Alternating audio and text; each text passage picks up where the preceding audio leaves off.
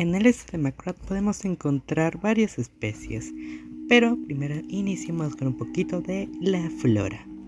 Entre la flora podemos encontrar a las plantas de gelatina. No son una referencia a las filopernias. Se podría decir que son diferentes en varios aspectos. Número 1. Su fluido es algo gelatinoso, por eso su nombre de planta de gelatina. Siendo formalmente llamado Gelatinanthus. El Gelatinanthus es extremadamente proteico para varias especies, así que pues hay mucha competencia por el nicho de ver quién es el mayor depredador de esta planta. Todo el Gelatinanthus está equipado con células fotosintéticas que llevan la luz solar hasta el núcleo. El núcleo pues está medio enterrado y echa raíces. Una vez completamente enterrado, su mitad inferior, ya por el resto es más semejante a una planta normal. No hay mucho misterio, excepto que el Gelatinanthus en su interior tiene unas semillas del tamaño de un grano de arroz. Semillas que son producidas por el núcleo. Al ser tan pequeñas, perfectamente podrían ser confundidas por grumos. Eso hace que pasen desapercibidas cuando algún animal se coma a la planta. Pero conforme la planta de gelatina vaya envejeciendo, su Gelatinanthus se va a ir aguando y su corteza exterior se va a volver cada vez más delgada hasta que eventualmente explote. Así todo el Gelatinanthus será derramado en una explosión. Los animales pequeños pueden morir ahogados, pero suele ser bastante raro. Y después de eso tocará ver qué semilla es la que brota. Pero en caso sea la planta devorada, la cosa ya es diferente.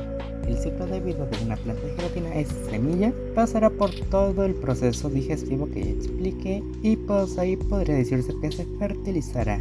De las plantas más viejas y que colapsan, estas tendrán que fertilizarse a la fuerza sin intervención de los ácidos digestivos. Este proceso no es completamente entendido aún. Después de eso, pasará al excremento, utilizándolo como composta. Con el tiempo empezará a brotar sus primeras raíces y su corteza exterior empezará a formarse con sus primeros mililitros o litros de Gelatinanthus dependiendo de la especie. Y después se va a seguir el ciclo de vida. ¿Ya ven por qué dije que no son similares a las pernias? Spinocorpum es un herbívoro autóctono de la zona este de Macrat.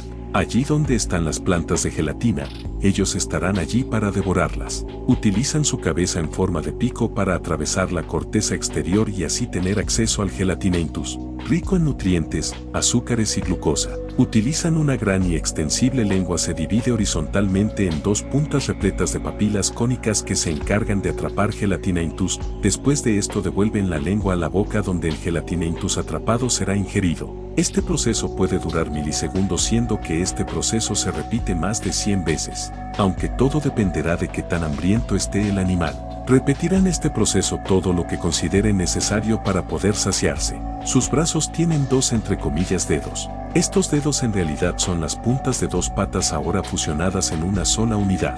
Los dedos de los brazos son utilizados para defenderse de los depredadores. Entre las hembras y los machos de esta especie existe un claro dimorfismo sexual. Los machos tienen colores intensos y de su cabeza sobresale una creste de color rojo vivo. El que tenta la creste más llamativa se ganará el derecho del apareamiento. Al igual que otros pseudoartrópodos, estos no incuban a sus huevos internamente. Las crías nacen como larvas subdesarrolladas que con el tiempo pasarán por un proceso de metamorfosis para pasar a su vida adulta. Se han llegado a registrar más de 1000 especies de Spinocorpum.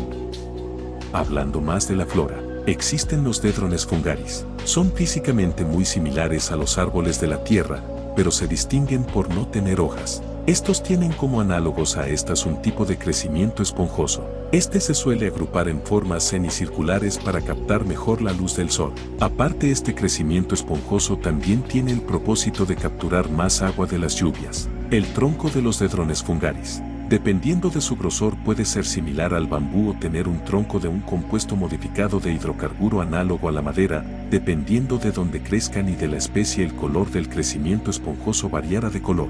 En las zonas jaridoso muy secas, para resistir la mayor insolación y los rayos ultravioletas del sol, tendrán colores violetas. Este patrón también se repite en las zonas tropicales, pero en estas zonas se tornarán más bien de tonos rojizos. En las zonas con alta luminosidad pero con una menor exposición a los rayos ultravioletas, generalmente en las zonas templadas crecen plantas de color verde. Las raíces son muy duras y difíciles de sacar de la tierra. Se aferran firmemente al suelo.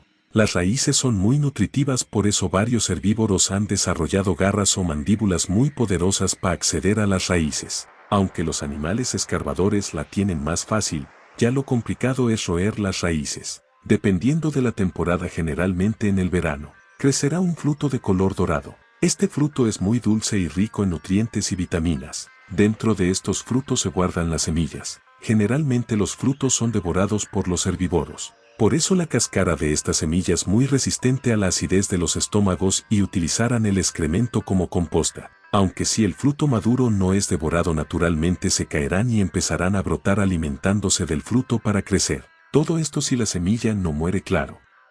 El titán es un herbívoro autóctono de los bosques tropicales del este de Macrat. Se alimentan de los frutos y el crecimiento esponjoso de las ramas de los Dedrones fungaris. Con sus enormes cuellos para alcanzar su alimento, en promedio su alto suele ser de 10 hasta los 15 metros. Por supuesto, en esta talla acarrea un gran peso consigo. Para soportar sus enormes dimensiones cuentan con un dedo soporte muy voluminoso y también sus pulmones han extendido su capacidad de retención de aire, aligerando la zona del pecho y el tronco. Su cola es enorme para balancear el cuerpo y también puede ser usada como ariete contra depredadores. Estos animales van en manadas de hasta 10 ejemplares, con un alfa que se distingue por una franja de color negro que recorre sus costados. Los machos de esta especie tienen la cabeza y parte del cuello de un color rojo intenso. Las hembras carecen de la mancha roja y suelen ser entre 3 a 5 metros más pequeñas que los machos. Son animales pacíficos, pero no dudarán en usar sus enormes garras en defensa propia. Las garras están adaptadas para sacar las raíces del suelo. Cuando un miembro de su manada, ya sea joven o viejo, muere bajo cualquier circunstancia, ya sea por depredación o causas naturales, se les ha visto reunirse, rodear el cuerpo de su difunto y hacer un baile acompañado de un cántico que resuena por la zona. Se mostrarán extremadamente hostiles hacia cualquier cosa que quiera acercarse al cadáver de su compañero. Estarán en lamento por una semana, por lo general después volverán a la normalidad. Cabeza de manopla roja. Es el mayor macrodepredador del este de Macrat y el depredador más grande de todo el planeta, aterrorizando los bosques y llanuras de su lado del continente, matando a su presa de una repentina ráfaga de acción, eliminando a su presa después de morder el cuello con su masiva cabeza. La cabeza es la mayor arma de estos depredadores, junto a sus enormes brazos equipados con enormes garras en forma de gancho para sujetar a su presa. Las garras se incrustan de forma extremadamente profunda a la carne de sus objetivos. Y su arma estrella es su mandíbula. Tanto la mandíbula inferior como la superior están equipadas con unas prolongaciones que son más numerosas y prominentes en la mandíbula superior. El cráneo de estos animales está reforzado con hueso extremadamente duro, acompañado con músculos mandibulares capaces de ejercer una presión de entre 7 a las 9 toneladas. Y hay que mencionar que un adulto de cabeza de manopla roja en promedio puede pesar hasta 13 toneladas, aunque esta no es su talla máxima, ya que normalmente mueren siendo adultos maduros. Pocos son los ejemplares que llegan a la vejez, siendo que en esta etapa serían hasta un 70% más grandes. A pesar de ser máquinas de matar prácticamente imparables, prefieren robarle las presas a otros depredadores, ya que ningún otro depredador que no sea otra cabeza de manopla se atrevería a enfrentarse a este depredador, y cuando no tienen que alimentarse, se la pasan recostados sin molestar a nadie, en alguna sombra. Así se la pueden pasar más de un 60% de su día, recostados y descansando. La hembra de esta especie tiene su vientre, cabeza y cuello de un color blanco, y el resto de su cuerpo de color rojo con franjas de un color más oscuro. Los machos tienen su cabeza y espalda de color rojo, con una mancha de color azul en sus costados, que es más prominente durante la infancia, y el resto de su cuerpo es de un color gris algo oscuro. Las hembras se destacan por ser muy buenas madres hasta que su retoño tenga la edad suficiente para cazar a sus propias presas. Durante su infancia y adolescencia, serán carroñeros oportunistas y cazadores velocistas, hasta llegar a su adultez, donde pasarán a ser robustos y a perder gran parte de su agilidad. A cambio, ahora sí serán las máquinas de matar que casi siempre son descritas. Durante su juventud estarán desesperados por obtener un territorio para ellos mismos. Algo que se me olvidó mencionar es que, debido a todas las características anteriores sobre su método de cazar y su apariencia, han ganado el nombre científico de Pastatotyrannus imperator horribilis. Aunque antes de terminar, también está el famoso rugido de la muerte de los cabezas de manopla roja. Escuchen.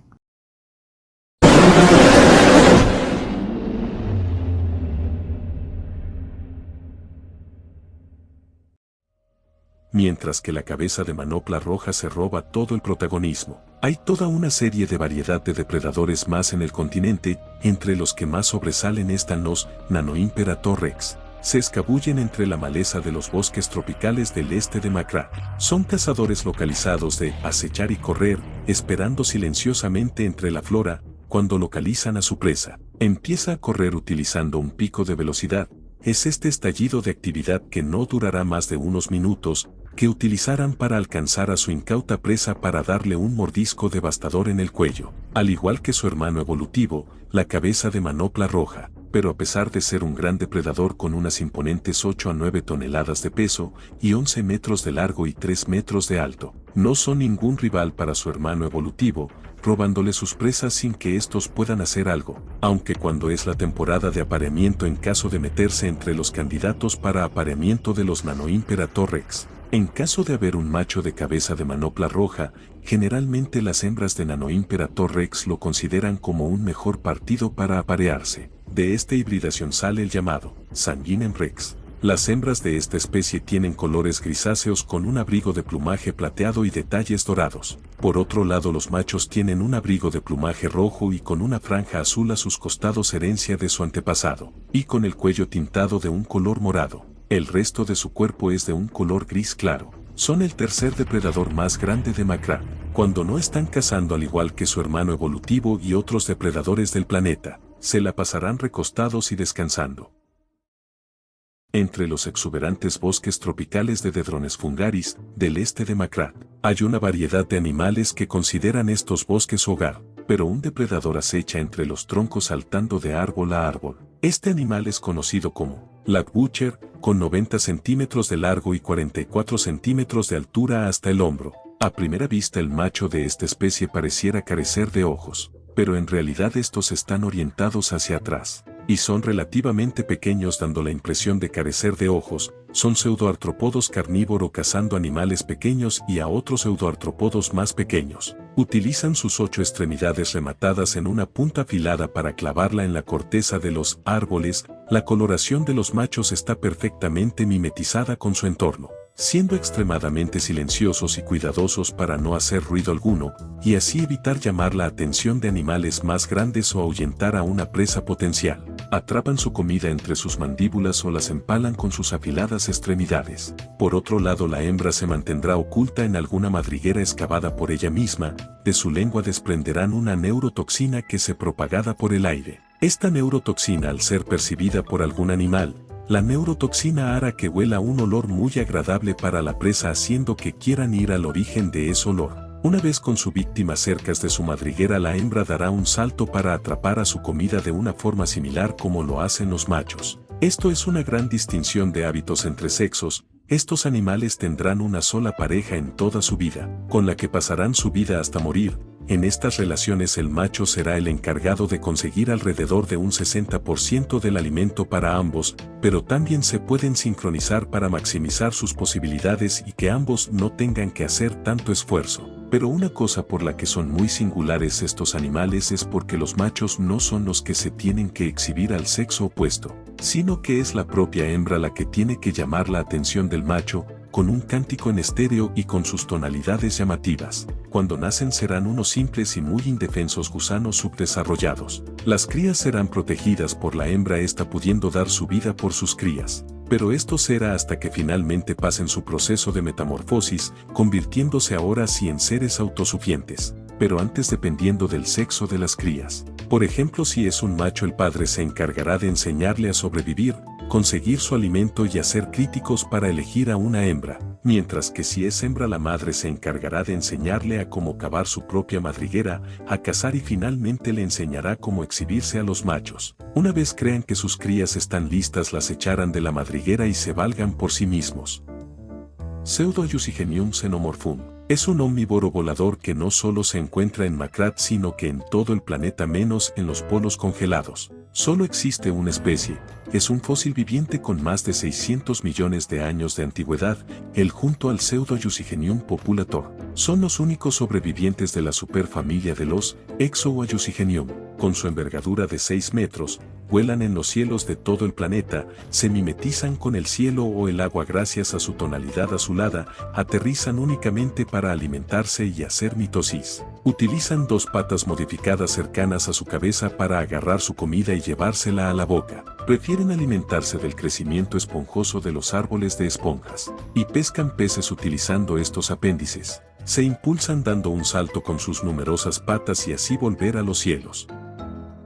Ptericinoavis pechochoavis, avis. Es un herbívoro social que se alimenta de musgos, raíces, zarzas, helechos, frutos bajos, ramas bajas de árboles de esponjas y de plantas de gelatina, aunque también complementan su dieta comiendo uno que otro pseudoartrópodo. Habitan en las zonas tropicales, templadas y se les ha visto en las zonas áridas del continente, pero prosperan más en la zona tropical donde hay más alimento pero con la desventaja de haber más competición. Miden 2 metros con 60 centímetros de alto y de largo, contando la cola suelen medir 5 metros con 72 centímetros, y con un peso de 300 kilogramos. Son animales muy dóciles y no atacarán al menos que se sientan amenazados de algún modo, y si de alguna forma los lastimas te recordarán con odio el resto de su vida, y no dudarán en atacarte si te ven. Su estructura social es muy semejante que la de sus primos, los titanes. Los machos tienen en sus plumas un patrón distintivo que forma una silueta similar a la de un ojo.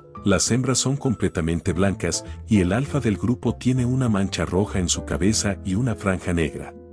Ayospinum parasitum. Son pseudoartrópodos sociales, que viven en una relación simbólica con el árbol fantasma. Este árbol les ofrecerá un hogar debajo de sus raíces. A cambio, los Ayospinum parasitum plantarán la descendencia de este árbol estableciendo otra colonia, aunque también se encargarán de proteger al árbol de parásitos manteniendo la salud de su árbol fantasma en su mejor estado. La sociedad de estos animales es una matriarcal. La hembra de menor rango sigue siendo más influyente que el macho de mayor rango. Las hembras se dividen en ciudadana. Este escalón se encargarán de supervisar las acciones de los machos y de gestionar funciones no muy importantes. Luego están las criadoras, las cuales se van a encargarse de separar a las preciosas hembras según su orden hormonal y por ende en su estatus social, criándolas y instruyéndolas durante su infancia. Y luego están las consejeras, las hijas originales de la matriarca que se van a encargar de gestionar funciones políticas y administradoras secundarias, así como de aparearse con los machos para dejar a algunas criadoras, aunque si la matriarca ya no está en postura para su cargo se enfrentarán entre sí. La que gane devorará a la matriarca anterior y después de una metamorfosis encargarse ella del ave de matriarca. Y finalmente está la matriarca, es más de 2-3 veces más grande que una ciudadana desprendiendo un patrón ordinal muy específico que demuestra su estatus. Ella se encarga de las funciones más importantes de la colonia así como del 80% de la reproducción. Los machos por otro lado son zánganos que se encargan de salir al exterior a conseguir comida, expandir la colonia excavando túneles para expandirla, y también en ejercicios de miles o millones ir a la guerra con una colonia enemiga. Y también participan en orgías con la matriarca y a sus consejeras. Estas orgías pueden durar horas y pueden tener hasta cientos de machos. Machos que morirán del cansancio después de la orgia, sus cuerpos serán dados de comer a los otros zánganos para así no desperdiciar la biomasa. Carnicerpens vitacarnum, o conocido vulgarmente como devoradores de podredumbre, aunque son también referidos comúnmente como cabezas de cahidrones. Son carroñeros que habitan por todo el planeta, solo existe una única especie registrada. Es también el último Vibuncarnis terrestre. Se arrastran por el suelo tal cual lo haría una serpiente, con su olfato refinado rastrean el olor de los cadáveres que hayan dejado los depredadores. Van hacia allá donde utilizarán su mandíbula segmentada llena de articulaciones para tragar el mayor pedazo de carroña o a veces tragando el cadáver entero. Después de esto se retirarán de la zona e irán a una zona que consideren segura para digerir la carroña. Se la pasarán digiriendo el cadáver o inmóviles y en un profundo sueño mientras esperan a que termine la digestión. Este proceso puede durar ya sea horas o semanas enteras, después de que todo el proceso de digestión haya pasado defecarán lo restante. A veces se tragarán su propio excremento para así obtener todo lo que no fue procesado. Cuando alcanzan el doble o el triple de su tamaño, irán a una zona alejada de depredadores oportunistas, y durante una semana estarán estáticos mientras hacen mitosis. Después de este proceso ambos individuos estarán increíblemente cansados y buscarán el cadáver más cercano para alimentarse. Si después de un día no lo hacen, morirán.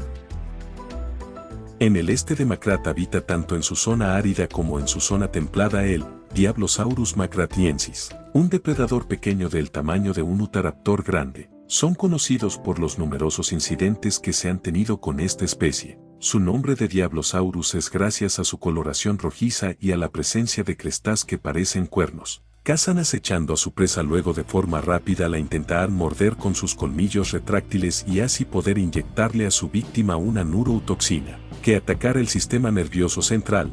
Poco a poco, en cuestión de minutos, el animal mordido perderá su movilidad, seguirá consciente, pero la neurotoxina irá apagando funciones vitales del cuerpo para acelerar su muerte. El Diablosaurus, que hasta ese momento se había mantenido siguiendo y acechando a su víctima, se deleitará con su comida servida. Los machos utilizarán una extensión prominente y puntiaguda de su recubrimiento genital para desollar a su presa, aunque este veneno lo usan solo con animales de su mismo tamaño y levemente superior. Por el resto cazarán a animales más pequeños que ellos. El macho y la hembra son indispensables uno del otro, de no ser por el recubrimiento genital de los machos sería casi imposible diferenciarlos uno del otro. Oculto entre la arena o entre la poca vegetación de las zonas áridas o por el desierto, esperan pacientemente camuflados hasta que algún pseudoartrópodo o un animal pequeño incauto pase cerca de él. Cuando esto pase, en cuestión de segundos saltarán hacia su víctima incauta antes de que ésta pueda reaccionar. Utilizarán su mandíbula extensible para atraparla. Con su presa entre sus mandíbulas, empezarán a sacudirla repetidamente y de forma violenta. Después de esto tragarán su comida y se dispondrán a descansar para digerir su alimento. Después se dispondrán a volver a enterrarse a espera de su siguiente bocado. Hay más de 3000 especies de los llamados Brachioserpens. Más del 80% de estas especies habitan en las llanuras áridas o en el desierto, pero el 20% restante decidieron escapar cuando los desiertos y las llanuras expandieron, persiguiendo a los bosques tropicales, donde allí evolucionaron alejados de sus hermanos y primos evolutivos. Las especies que habitan en los desiertos y las llanuras tienen la capacidad de volver a absorber su propia orina y pueden pasar meses sin una sola gota de agua. También pueden absorber la humedad de la carne de sus víctimas y de algunos tipos de plantas.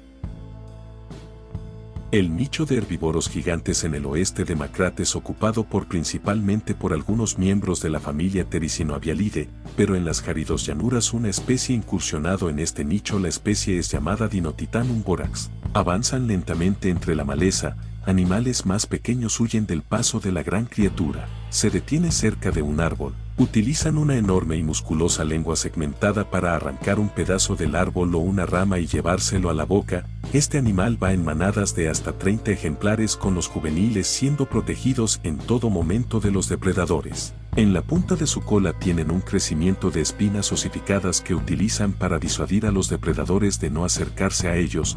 Pueden pararse en dos patas momentáneamente. Esto solo lo hacen mientras están en el acto reproductivo o cuando quieren llegar a los frutos o el crecimiento esponjoso de los árboles. Las lenguas de estos animales es capaz de extenderse hasta 9 veces su tamaño original para llegar a los frutos, al crecimiento esponjoso de los árboles, para así ahorrarles la molestia de pararse en sus dos patas. Pesan entre 7 a 9 toneladas y miden 7 metros de alto y más de 14 metros de largo. Son el animal más grande de la árida sabana del este de Macrat.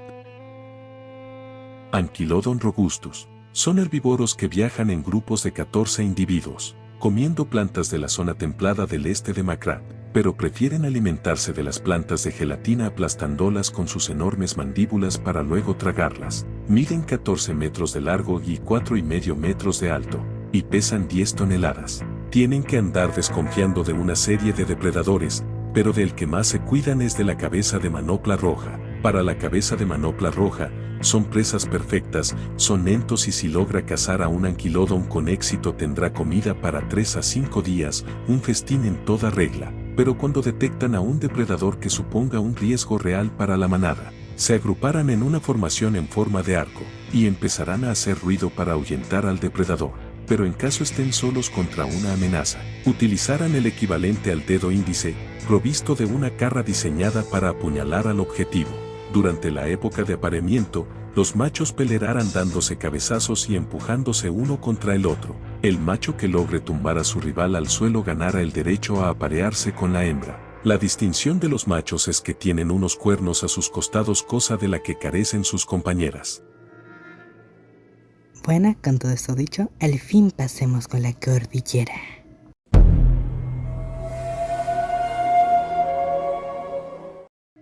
La gran cordillera de McGrath está en su mayor parte inexplorada. Más o menos un 95% de toda la cordillera no está explorada. A pesar de lo que se podría creer, sí hay vida aquí. Mucha, pero es más escuchada que vista. Así que solo mostraremos a las especies más conocidas y mejor estudiadas. Comencemos.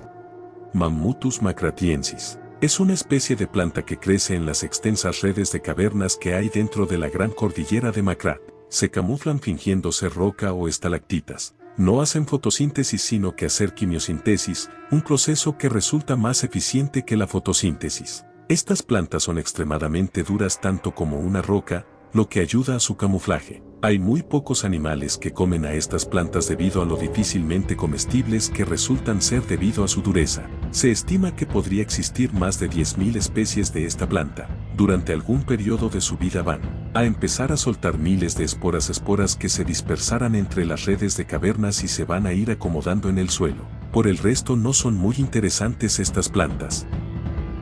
Branchiovulcanum vitaforma. Son plantas que existen por todo el planeta, especialmente en las zonas volcánicas. Son capaces de vivir miles de años. Se estima que existen más de 1 millón de especies por todo el planeta, de las cuales se cree que un 43% de las especies están en McGrath. Esto es debido a que McGrath es el continente con más volcanes del planeta, con más de 3.000 volcanes en total, pero solo 473 son activos, y la cordillera de McGrath tiene varios de estos volcanes. Los Branchiovulcanum vitaforma se alimentan de los minerales volcánicos, tienen pétalos duros para captar la luz del sol y hacer fotosíntesis, aunque también tienen unos tallos semejantes en forma a las plantas carnívoras. ¿Por qué lo son?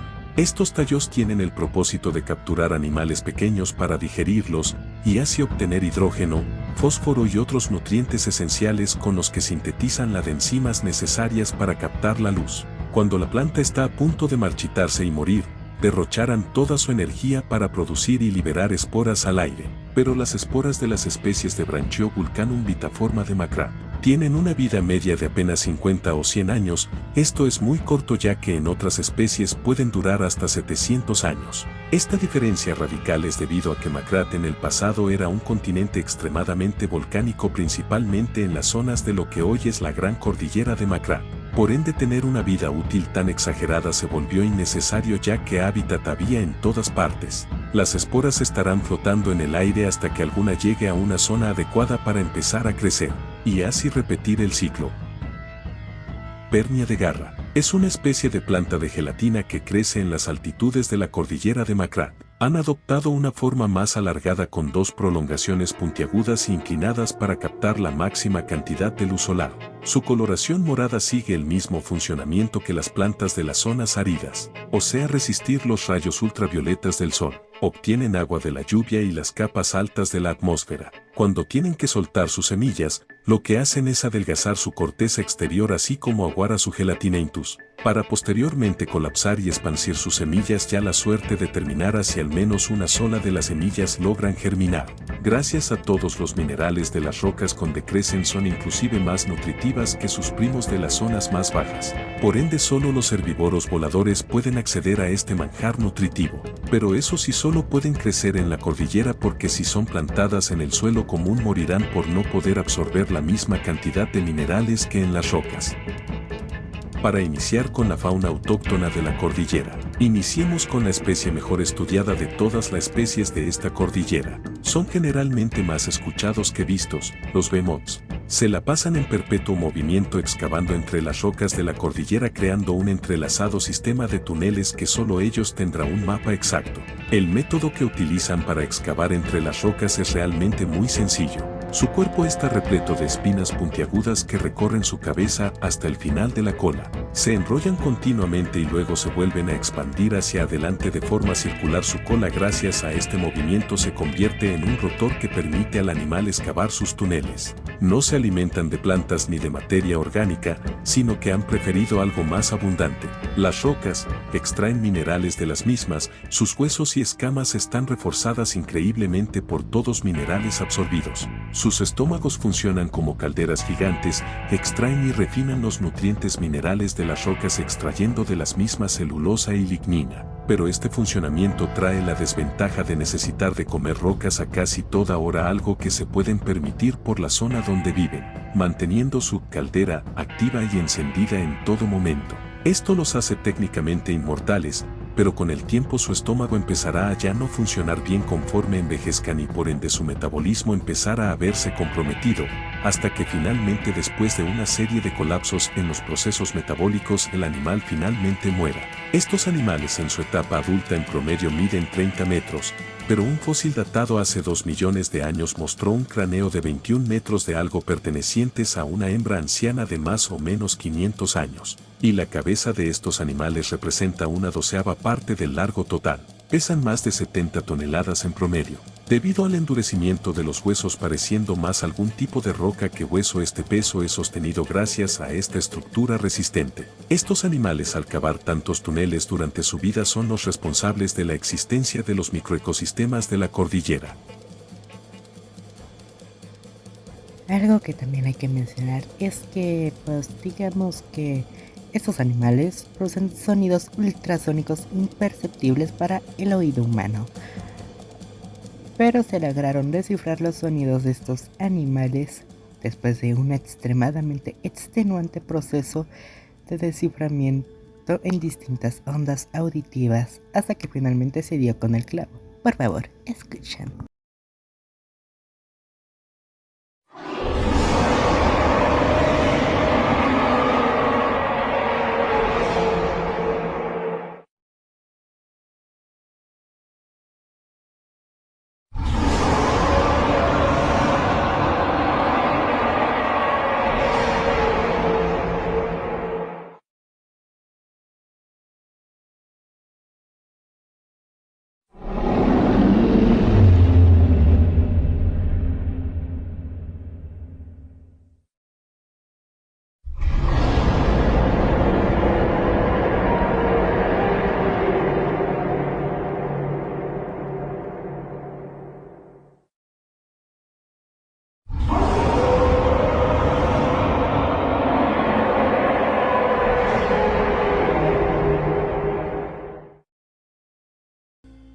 Ankylosuchus cordilleranum. Es una especie que habita en las zonas más bajas de la cordillera con un reforzamiento de osteodermos ordenados de tal forma que crean una armadura natural, especializada en excavar entre las rocas de la cordillera, creando una especie de madriguera donde viven. Se recuestan entre las rocas en un intento de camuflaje, en espera que algún animal volador se acerque a descansar o que algún animal pequeño pase por allí. Se escabullirán lentamente entre las rocas intentando no ser percibidos, para finalmente saltar y agarrar a su presa entre sus mandíbulas. Su metabolismo es uno realmente lento. Pesan 400 kilogramos y con apenas unos 10 kilos de carne podrán mantenerse satisfechos por una semana, a pesar de lo que se podría creer debido a su peso. Son en realidad hábiles trepadores y escaladores. Pueden llegar a una altitud de hasta 100 metros, ya más allá se vuelve completamente inhóspito para ellos. El macho tiene una membrana extensible que forma un collar. Esto lo utilizan con el propósito de impresionar a las hembras durante el cortejo, así como intimidar a contrincantes o amenazas parándose entre sus dos patas y desplegando su collar, dando la ilusión de ser más grandes, aunque también pueden advertir de que son venenosos. Algo que no son, pero el hecho de que el collar tenga colores intensos y que el animal haga un movimiento hacia atrás, abra su boca, crean la señal que podrían escupir algún tipo de veneno, lo que ahuyenta a las amenazas. Se les ha visto comer en ocasiones pernias de garra. Pueden vivir hasta más de 100 años.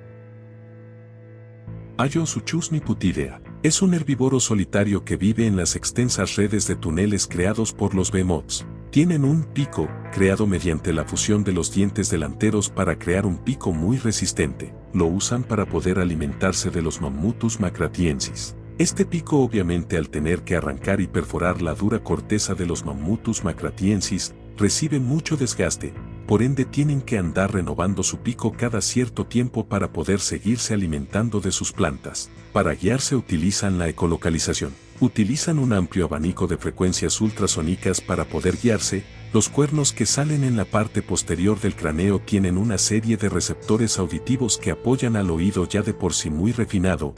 Tienen la capacidad de recibir señales de hasta 90 kHz, lo mismo que un delfín. Sus ojos ya son órganos muy atrofiados, solo pudiendo ver todo en una distancia de hasta 3 metros a la redonda. Cualquier cosa fuera de ese rango sería increíblemente borroso y imperceptible para ellos. Al igual que verías otros animales que viven en la cordillera, han evolucionado osteodermos que funcionan para abrirse paso entre las rocas. Estos animales nacen, viven y mueren adentro de la cordillera. Para ellos es hostil el exterior, especialmente durante el día. Han evolucionado para vivir con cantidades increíblemente diminutas de vitamina D. La obtienen de algunos peces que nadan entre los ríos internos de las cavernas. La razón crucial por la que no salen es por el sol. Si llegan a exponerse entre 10 minutos a 1 hora ininterrumpidas al sol, morirán. Esto es debido a que ya no están acostumbrados a recibir los rayos ultravioletas de forma tan prolongada y directa.